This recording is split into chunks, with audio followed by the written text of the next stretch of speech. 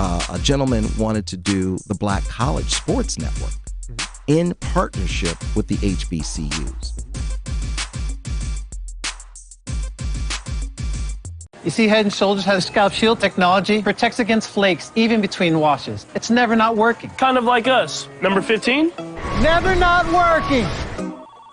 I don't like this one. Me neither. Let's get out of here. Head & Shoulders scalp shield, never not working. This is Brian Fulford. AD Drew and I are co-hosts of the BCSN Sports Wrap. We talk about all things related to HBCU athletics. From the games, teams, coaches, and fan interest stories, we cover it all. You can find our shows on Facebook at BCSN Sports Wrap, YouTube at MyJBN Online, and everywhere you listen to podcasts like Anchor, Spotify, Google, and Apple Podcasts. You can also find the show on the Jericho Broadcast Network's app. Make sure to download. We look forward to you joining the conversation and being a part of the show.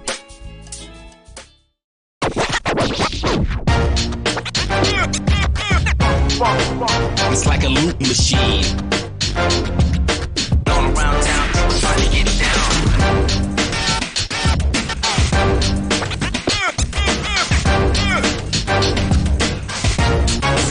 It's like a loop machine.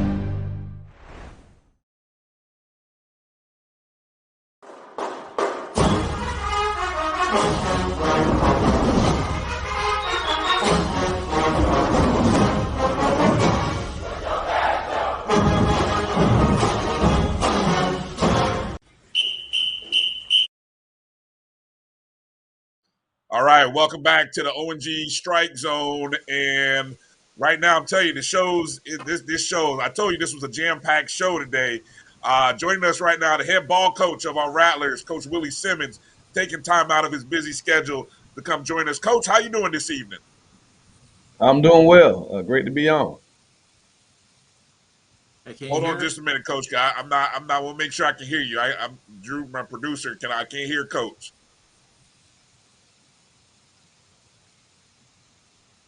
Let's see. There we go. Coach, everybody can hear everybody? How you doing, Coach? I'm doing well. It's great to be on the show. All right. There we go. Everybody sounds good. Well, Coach, look, we thought all we was going to do is talk to you about Alabama State, South Carolina State, and then big news popped up in Tallahassee. So let's start there. The big announcement, the 8-part docuseries, Why Not Us, which I, Coach, have affectionately said, why not FAMU? So feel free to use that as the I know that's not the official blah, blah, blah, but we going to hashtag why not us and then do hashtag why not FAMU. So I'm just putting that out there for Rattler Nation. How did this come about, Coach? Give us a little background. Yeah, no, definitely. So earlier this year, we were approached by the basically Chris Paul's brother, CJ. He and our deputy AD, Keith McClooney, go way back. They all grew up right there in Winston-Salem, or outside of Winston-Salem. So they've known each other for a long time. And obviously, they did the docuseries last fall, or this past spring with North Carolina Central, their basketball team, and obviously looking to take it a step further and do it with football. The timing was perfect. We had just signed the LeBron James Nike deal. A lot of great things going on within the program, and I think just they kind of this old saying, you strike while the iron's hot, and so just perfect timing for us. We've kind of kept it on the wraps for the greater part of the year, and they've been on campus for about a month and a half now, and we're finally excited to be able to debut the docuseries, which will debut next week, October 14th. Nice.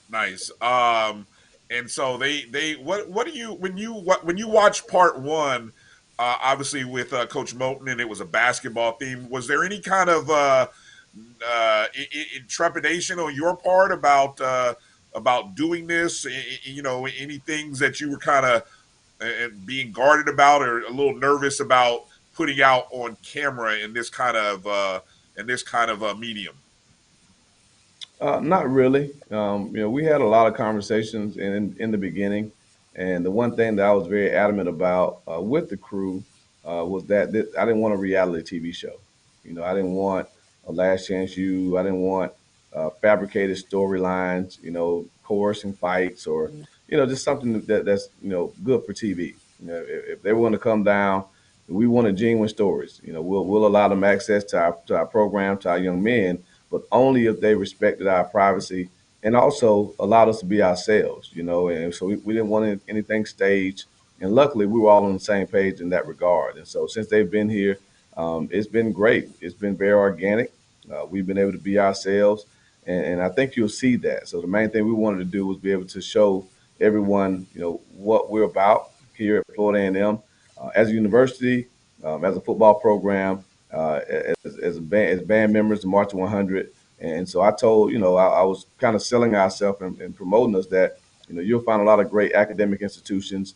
You'll find a lot of great athletic institutions. You'll find a lot of great institutions that are known for their arts, but you'll be hard pressed to find one that has a combination that FAMU does. And so you can't just come to our campus and look at athletics. You have to look at the academic piece of it. You can't just look at the academic piece. You have to look at the arts with the Marching 100, student government, and everything that makes FAMU what it is. And so I think they recognize the quality of the brand that is Florida A&M, and I think that's why they were so excited to get on board. Kelvin, what do you got? Coach, we're 4 games into the season, and we got South Carolina State, old MEAC folk coming up, and we kind of know what we get with them, even though they do pass it around a little bit more now, and have a quarterback and a receiver combo that's pretty lethal. But I'm interested from your perspective, what do you think this team is right now? What did you like 4 games in? Where do you want to see growth and improvement moving forward? Yeah, well, obviously, the thing that we like is how we're playing defense. We're playing very, very, very exciting defense. You look at 3 to 4 games, we've held opponents under 7 points or under 8 points. Last game was a shutout, in our conference home opener. And so they're playing phenomenal ball. We get Savion Williams back this week, or get him this week, so that'll be a huge addition to an already stout defensive line. So we've been playing really well in that area, and I'm looking forward to seeing us continue to grow as a defensive unit. Special teams wise, we've done enough. We haven't been dominant, so that's something that I think we can definitely improve upon. Hurt losing Chris Fadul for the year, but Jose Romo Martinez has filled in admirably and averaged 54 yards a punt this past week, and he's pulling triple duty. With place kicking, punting, as well as kicking off. So got to make sure we don't wear his leg out, but he's definitely a weapon for us. Been pretty good in the return game, but I'd like to see us strain a little bit more because Xavier is that close to really breaking one.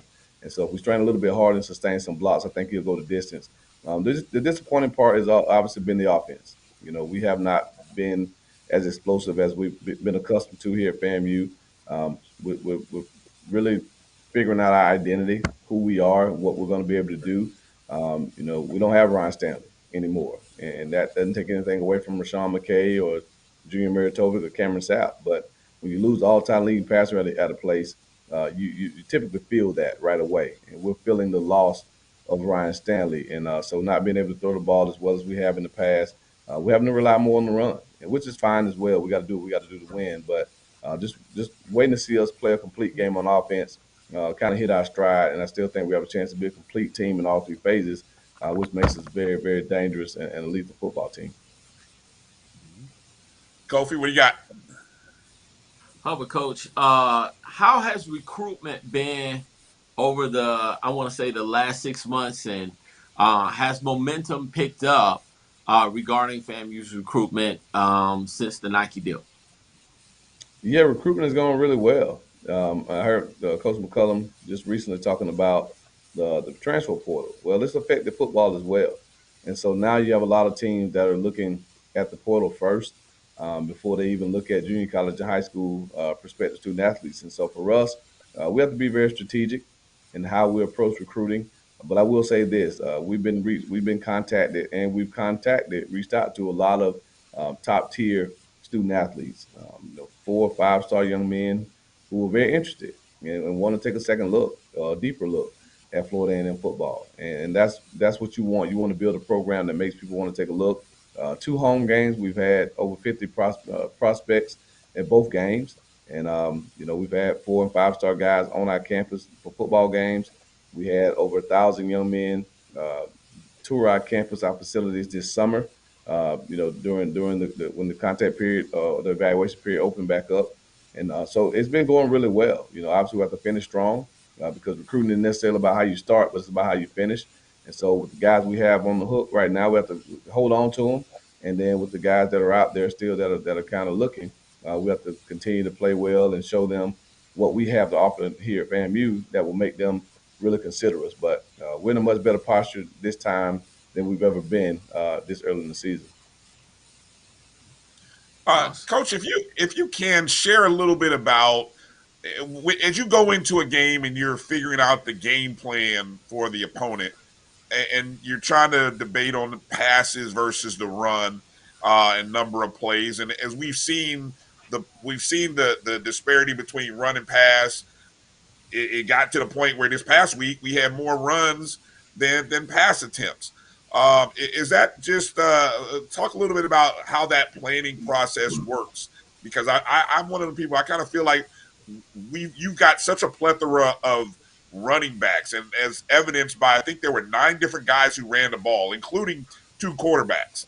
And it's almost strange given all the preseason hype that was on our receivers, but really it's like this group of running backs may prove to be the unit or the group that sort of gets us to another level. If you can talk a little bit about that. Yeah, for us offensively, it's about doing what we need to do to win. And every year it poses a different set of challenges and a different set of opportunities. Again, for the first 2 years here, we were blessed. We had a quarterback that left here is the all-time leading passer. That threw for more yards, more touchdowns, and completed more passes than anybody that's played at FAMU. And that's saying a lot. With the quarterback that we've had come through this program. And so when we replaced him with Rashawn and Junior and Cameron, again, we lost a little bit of football, a quarterback savvy, a little bit of instinct, a little bit of ability to read coverage and understanding the offense.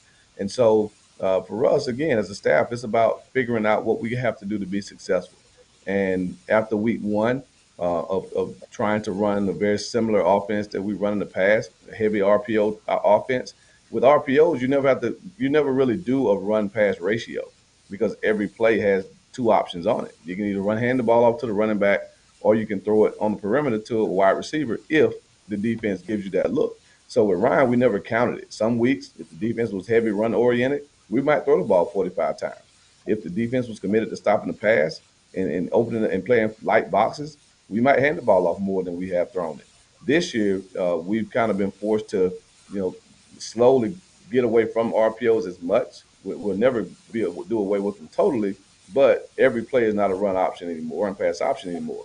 We may be a little bit more traditional, where we're actually calling run plays, where we're actually calling quick game as opposed to RPOs, which a lot of times turn to quick game. So last week was the first time in a long time that I think we called more runs without pass tags than we did passes, and obviously it led to us being able to win the game pretty comfortably. So every week poses a new set of opportunities for us to maximize our talent level. We're blessed to have a talented receiver core, but also a deep and talented running back group. And so we're going to utilize the talent that we have. And if it means we have to run the ball 35, 40, 50 times in a game to win, that's what we have to do. There may be a game we have to throw it 40 times to be successful. And if so, we'll have to do that. But when you have a strong defense, you have the special teams unit that we have, it allows us offensively to maybe be a little bit more conservative than we have in the past. And I know that's something Rattler Nation doesn't like to hear because they're used to scoring a lot of points. But we have to do what we need to do to win the game. And last week we did what we needed to do, even if that meant handing the ball off almost twice as much as we threw the ball. Mm-hmm. Calvin. Coach, I want you to talk about, I know it's a little too early to really have any data points to what I'm about to ask you. And it didn't involve our team because we didn't perform this spring. We didn't have a spring season. But the SWAC did. But not every school in the SWAC participated, Alcorn being one. It's October now, so a lot of those programs, those kids got 12 games on their bodies within a calendar year, and they get going into the heart of the schedule. I notice how Alcorn is looking at this point, which is fresher, and I'm starting to see in some of the teams who play the spring schedule. I don't know if it was just a one-off yet because we have to wait and see. But I just wonder what's your thought on teams who had to play a spring and then come play a full fall, and how that impacts the teams and the schedules and how you coach, how you manage that. Yeah, that's a great question, and that's something that we thought about as a staff. We talked about it in extensively. And like you said, it's too early to tell. I think by the end of the season, you'll see whether the teams that play this spring survive. When I say survive, I mean their bodies held up. That's a lot of football to play in a 12-month span. You're talking about teams that play 6 or 7 games in the spring and then turn around and play an 11 game schedule in the fall. That's 18 games in a 12 month in 12 months, which is a lot of wear and tear on the body. And so teams like us, teams like Alcorn, you see, we both lost early games that we probably should have won. So I think it had an impact on how we performed early, but hopefully it'll flip on the back end and we'll be the fresher teams, the more healthy teams near the end. And, that works out. It may be a collision course to the SWAC championship between two teams who didn't play in the spring. But it's a lot of football left to be played. We're still in the first part of the conference schedule. I don't think anyone's played more than 2 conference games at this point. Maybe Prairie View's played more. But again, our focus is on doing what we have to do every week to be successful. One more non-conference game this week, and then with 6 conference games, from here on out. So we have to do our part. We're still in the thick of this thing, and we want to continue to be in it. But that's going to take us getting better each week and focusing on FAMU more so than anyone else. Kofi, wrap it up for Coach. Yeah, Coach. South Carolina State has historically, obviously, we're still leading the series, but under Coach Pugh, he's been undefeated in Bragg since he has been able to take over. What is it about their brand of football that has given us so many problems over the years? Well, one, Buddy Pugh is one of the best coaches that we've seen at any level, including HBCUs. He's a guy that's always going to be strong on defense. They're always going to be a tough, hard-nosed, smash-mouth football team. And they're going to be sound. They're going to play sound on special teams, and they're not going to beat themselves, And so when you have that formula, it's a recipe for success over a period in his case, 17, 18, 20 years now. And so, we're 1-1 against each other. He came to us in 18 and beat us in a non-conference game, and then we went there in 19 and pulled off, an upset. I guess you can call it an upset. We pulled off a win, up in their stadium. So we understand the nature of the opponent that we're playing against. I would venture to say that they're arguably the top, the front runner in the MEAC, and so it could conceivably be a prelude to the Celebration Bowl. Who knows? Things turn a certain way. But again, they're a very quality football team. Buddy Pugh's team is going to be well coached. They're going to play hard. They're not going to be intimidated. We've played each other for years. They've been in Bragg. He hasn't lost in Bragg, like you said. So the student section, the alumni side, the Marching 100, the cannon, all the things that make a FAMU home game what it is, he won't be intimidated by that, and neither will his team. So for us, we have to dial in. We have to be focused and mentally locked in for 60 minutes because that's what it's going to be. And regardless of whether they're up by 2 scores, down by 2 scores, or the game is tied, they're going to continue to play. And that's the mark of a Buddy Pugh coach football team. And so by the time I'm in this seat, hopefully the good Lord willing, for 20 plus years, people will say the same thing about me, that regardless of what happens, our football team doesn't quit. And that's something that we talk about daily. And we understand what type of contest is going to be this weekend. So Rattler Nation, we definitely need you to show up, be loud, be vigilant like you always are. Because again, this game has ramifications, not conference wide, but from a long-term perspective, we are a game back. And like I said, I'm always honest. I call a spade a spade. We are a game back. And so without some help, there's no clear path to the SWAC championship game, which means there's no clear path to the Celebration Bowl. So if that's not the case, then we're going to need an at-large playoff berth for postseason play. And a win over a team like South Carolina State, who could win their league, will go a long way in the committee's eyes at giving us an at-large bid. And so the people who say this is not a conference game, so we don't need to come, that's not true. We need you here. We need your support. We need you to get behind this team because, again, there's a lot at stake. And this game will, like I said, have long-term ramifications as far as the long-term success and viability of this program. Well said, Coach. Yes, indeed. This game matters, and we need Rattler Nation in the house. We want to see Coach with that new tradition you started of directing the 100 after victories. We want to see that more. So we definitely want everybody in the house in Bragg Stadium. I believe that's a 6 p.m. kickoff in Bragg, and we look forward to it. Coach, next week the debut of Why Not Us on ESPN Plus, and it's an 8-part series. We look forward to it. We appreciate the shout out, Black College Sports Network. We appreciate the recognition. You guys earned it in 2019. We were glad to give it to you. So, much success this upcoming week. We look forward to watching the show. And thank you again for your time this evening. All right. Are you back to more film or are you going home? Well, Coach McCullum has been married a lot longer than me, so he probably watch some film. Mine has been blowing my phone up for the last hour. So, I'm going to have to get out of this office and head home before I'm sleeping on Coach's couch. Coach, we got you. We let you out of here. Thank you for your smart time. Smart man, Coach. We'll be back right after this. OG Strike Zone. We'll be back. Love you guys.